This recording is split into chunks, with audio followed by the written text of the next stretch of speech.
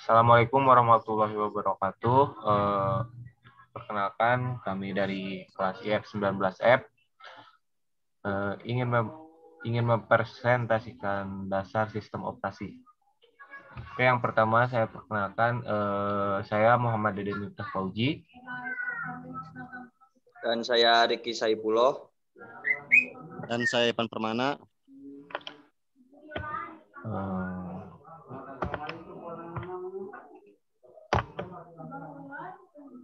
Untuk pengertian pertama, sistem operasi akan dibacakan oleh saya sendiri.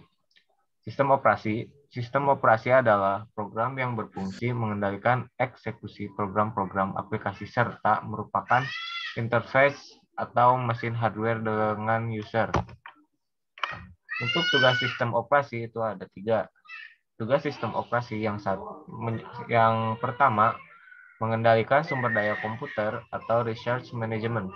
Yang kedua, menyediakan layanan untuk program atau programming service. Yang ketiga, melakukan penjadwalan eksekusi program atau scheduling. Untuk keuntungannya itu ada 2, yaitu yang satu user friendly. Komputer dapat dioperasikan dengan lebih nyaman dan mudah. Yang kedua, efisiensi. Sumber daya komputer dapat digunakan secara lebih efisien.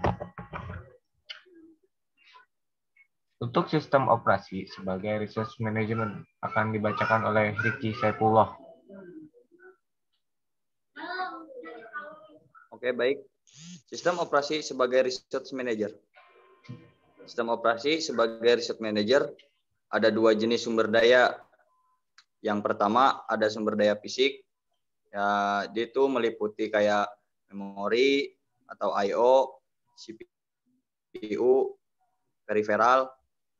Dan yang kedua ada sumber daya abstrak. Contohnya sumber daya abstrak di sini seperti kayak data, program. Nah, itu termasuk sumber daya abstrak ya. Pada dasarnya seluruh bagian yang terhubung komputer bisa disebut sebagai sumber daya. Sumber daya di sini di mana seluruh sumber daya tersebut harus dimanfaatkan secara efektif dan efisien.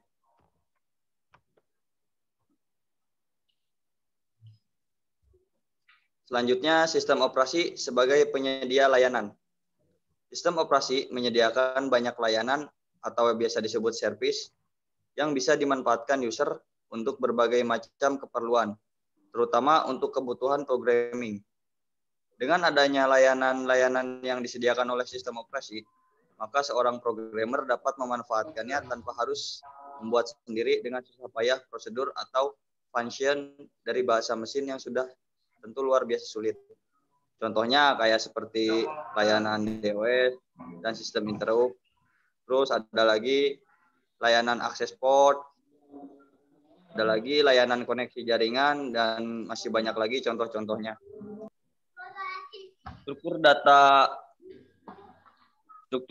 dasar sistem operasi dibagi menjadi 4 macam ya. Yang pertama itu ada monolith system dan layered system. Dan yang kedua ini salah mengetik ya teman-teman. Yang kedua itu virtual machine. Dan yang ketiga itu client server model. Dan yang keempat object oriented model. Yang pertama, monolithic system. Monolithic system adalah sistem operasi di mana merupakan kumpulan prosedur di dalamnya dapat saling memanggil satu sama lain. Kernel call berisi semua layanan yang disediakan sistem operasi untuk usernya. Berikut ada keunggulannya. Service dapat dilakukan dengan cepat karena semuanya terdapat dalam satu ruang alamat. Layered system. Sistem operasi ini dibentuk secara hierarki berdasarkan lapisan-lapisan. Nah, yang kedua ada lapisan bawah akan memberikan layanan pada lapisan atasnya. Terus ada keunggulan yang lainnya, sistem berlapis memiliki keunggulan dalam rancangan modular, yaitu sistem dibagi-bagi menjadi beberapa modul dan tiap modul dirancang independen. Yaitu kayak dirancangnya sendiri, berdiri sendiri ya. Selain itu, tiap modul juga dapat diuji secara independen sehingga rancangan menjadi lebih sederhana. kelemahannya juga ada juga ya. Kelemahan nih, tiap lapisan menghendaki prosedur dan fungsi tersendiri sehingga rancangannya lebih mahal. Oke, selanjutnya akan dibacakan oleh Ivan Permana. Baik, untuk yang kedua, virtual machine, sistem operasi melakukan simulasi yang seolah-olah ada beberapa mesin real yang dapat dioperasikan. Contoh, dalam sebuah komputer yang sama dipasang beberapa sistem operasi seperti Windows, XP, Linux, Ubuntu, Unix. User dapat merubah OS mana yang akan diaktifkan seolah-olah user tersebut memiliki beberapa buah komputer yang berbeda. Keunggulan, user dapat menggunakan sistem operasi yang cocok dengan kebutuhan program aplikasinya. Fleksibilitas tinggi, misalkan ada aplikasi yang kurang cocok di Windows XP, tapi dapat berjalan dengan optimal di Linux. Maka user dapat merubah OS ke Linux tanpa harus berganti komputer. Ketiga, client server model memiliki dua proses utama, yaitu yang pertama, server adalah proses yang selalu siap menyediakan layanan, yaitu service. Lalu yang kedua, klien adalah proses yang pada suatu saat tertentu bisa mengajukan permintaan layanan pada server. Hubungan kedua proses bersifat interaktif, artinya klien tersebut terlebih dahulu meminta sesuatu kepada server, dan server memberikan sesuatu kepada klien sebagai responnya. Contoh ATM, kunjungan tunai mandiri. Keuntungan, pengembangan dapat dilakukan secara modular, cocok untuk model distribusi sistem data jaringan.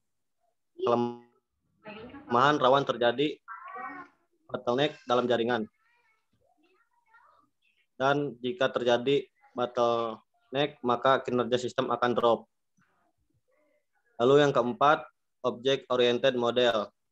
Service diimplementasikan sebagai kumpulan objek. Enkapsulasi terhadap data dan program. Tiap objek memiliki properties tersendiri. Dengan memanggil operasi yang didefinisikan objek, data bisa diakses dan diupdate. Keunggulan, karena berorientasi objek, maka sistem operasi ini mudah dikembangkan. Dan kelemahannya yaitu teknologi ini masih terus dikembangkan, belum mapan sehingga belum digunakan secara luas. Untuk jenis sistem operasi itu ada dua, yaitu interaktif atau OS. User berinteraksi langsung dengan komputer melalui keyboard, monitor, dan lain-lain. Yang kedua adalah batch. Program dari user dikumpulkan dulu bersama-sama dengan program dari user lain. Kemudian tumpukan program tersebut diserahkan ke operator komputer untuk di-entry. Hasil eksekusi program kemudian di-print secara hard copy. Operator komputer menyerahkan hasil kepada masing-masing programmer yang bersangkutan. Ini adalah cara kuno, tahun awal perkembangan komputer generasi pertama yang sudah ditinggal kenangan. Untuk uniprogramming versus multiprogramming, untuk perbedaannya adalah uniprogramming adalah konsep eksekusi program oleh sebuah prosesor tunggal di mana pada suatu saat hanya ada satu program saja yang dieksekusi. Terlihat bahwa antara run yang satu dengan run berikutnya terjadi jeda waktu yang cukup panjang yang disebut sebagai wait time. Biasanya jeda tersebut digunakan untuk aktivitas I/O, sedangkan CPU-nya sendiri menganggur. Jika wait time tersebut tidak dimanfaatkan, maka utilitas CPU rendah, dan ini berarti kinerja CPU tidak optimal. Untuk pengertian multiprogram, konsep eksekusi program oleh sebuah prosesor tunggal di mana ada beberapa program dieksekusi secara berurutan satu sama lain. Tujuannya adalah memperkecil wait time dari CPU. Kebalikannya ya. Demikian presentasi dari kelompok kami. Kurang dan lebihnya mohon maaf. Assalamualaikum warahmatullahi wabarakatuh.